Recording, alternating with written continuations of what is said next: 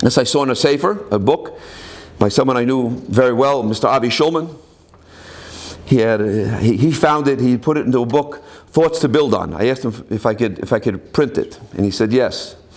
And I left out a few paragraphs because it can get a little bit lengthy. He says it's a fascinating letter that was written. It always touches me. It was written by a big brother to his little brother.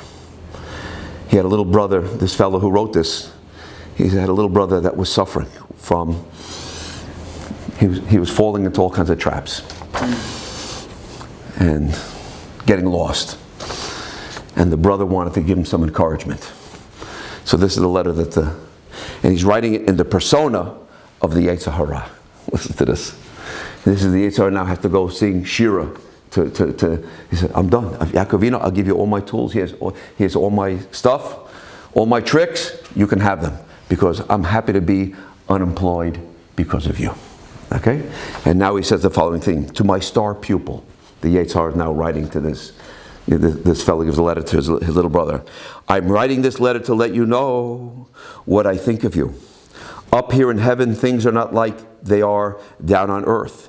There, people only know what they can see. If they see a person who is successful, they think that he is a great guy.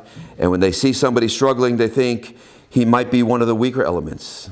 But let me tell you something. Hashem gives every person certain abilities that nobody knows about down there where you live. Some people are capable of tremendous things while others were put there for much smaller purposes. Only Hashem in His infinite wisdom is able to give every person exactly what he needs to reach his potential. The problem is that in your world, people sometimes become so comfortable with their small successes that they don't try hard enough to reach the plateau that Hashem knows they were created to reach. That is where I come in. My job is to make sure that they succeed in reaching their true potential. I am very misunderstood. Most people hate me, and I don't really blame them.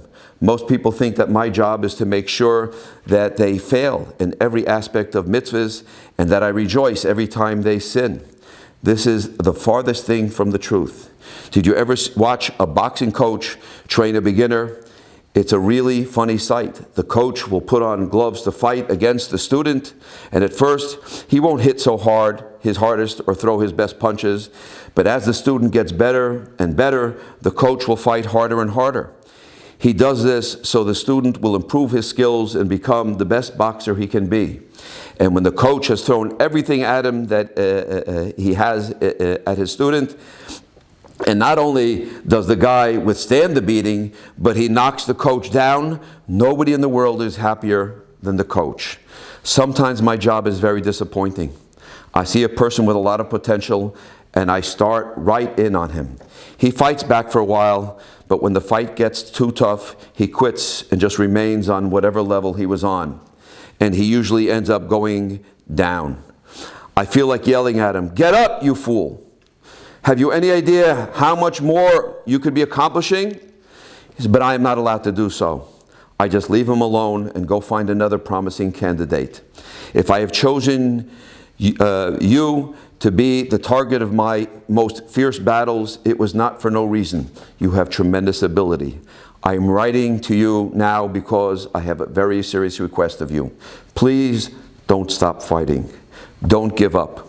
I've been beating too many people lately, and I'm losing patience. Believe in yourself, because I would not be involved with you as much as I am if I didn't think you could beat me. Know what your strengths are. A great rabbi once said, woe to he who does not know his weaknesses, but oy vavoy, woe to he who does not know his strengths, for he will not have with which to fight. Always remember one thing.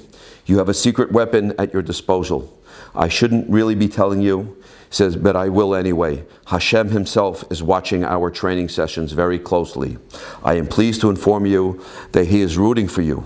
I think if things should ever get too tough to hear, just call out to him with a prayer, and he will immediately come to your aid.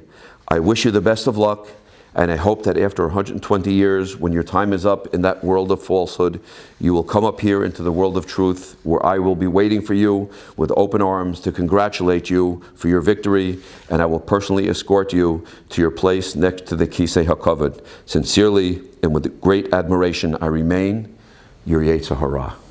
Wow. Wow. Brother giving his brother encouragement over there. That itself is touching, very clever, and very true. That's what we find out. Yaakov Avinu beat the Yetzer Hara, and the Yetzer Hara says, thank you very much. You're the first person that I ever met that I can't beat him, and now I can go back and do my day job, and that's the sing Shira to a Kodesh Baruch Hu. Okay?